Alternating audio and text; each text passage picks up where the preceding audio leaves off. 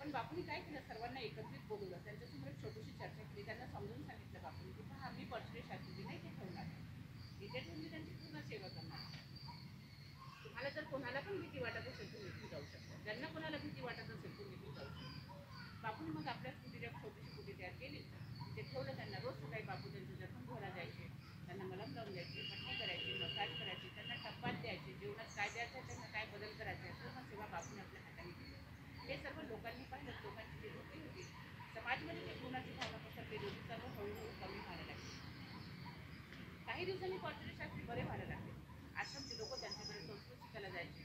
प्रार्थनेनंतर बापू त्यांना भजन मनाला सांगायचे. पण बापूने पण दिल्लीला जायचं काम पडलं. बापूंना असं वाटलं की मी तर दिल्लीला गेलो मग यांची सेवा कोण करेल. मग वाढलेल्या मनोहर दिवाणी दत्तपुत्र काम तयार केलेल्या. बापूंना भेटायला त्यांचे एक मित्र आले होते, बंगालवरून E.G. विलियम्स. त्यांनी 1941 मध्ये बापूंसाठी ते कमोड तयार करून दिलं. पण बापूंनी म्हटलं की कमोडचा वापर करताना सुद्धा माझा वेळ वाया जातो. बापूंच्या जीवनामध्ये वेळेचं खूप महत्त्व होतं. बापूंसाठी काय केलं माहिती का, बाजूला एक लाकडी बॉक्स ठेवला आहे. बापू आपल्यासोबत जाताना काही आवश्यक कागदपत्र वगैरे घेऊन जायचे. त्या बॉक्समधून कोणाला पत्र लिहायचं आहे, पत्र सुधारणा करायची आहे, पेपर कटिंग करायची, ते सुद्धा कार्य करायचे. तेवढा वेळ पण वाया नसू जाऊ. तिथेच बापूंसाठी छोटासा दवाखाना आहे, मसाज टेबल आहे, 4 पायी आहे. आपण विचार करू की 1936 ज्यावेळेस बापू इथे आले, या गावामध्ये काय सुविधा होती. कोणी डॉक्टर नव्हते, हॉस्पिटल नव्हतं. कोणी पण आजारी पडले की बापू मग तिथे स्वतः आपल्या हाताने नॅचरोपॅथीचे उपचार करायचे. बापू नेहमी 3 पायावर विश्वास ठेवायचे, हवा, पाणी, अजून माती.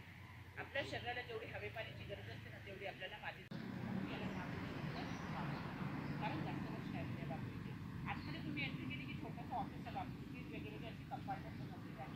पहिला भाग आहे वेटिंग रूम, दाराच्या बाजूला आहे. तिथे बापूची काठी अजून खडाव पण ठेवलेले आहे.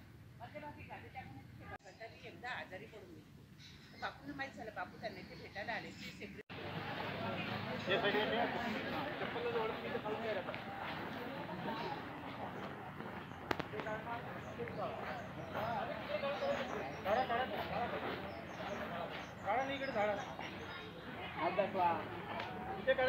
कुणाच्या आहे रे?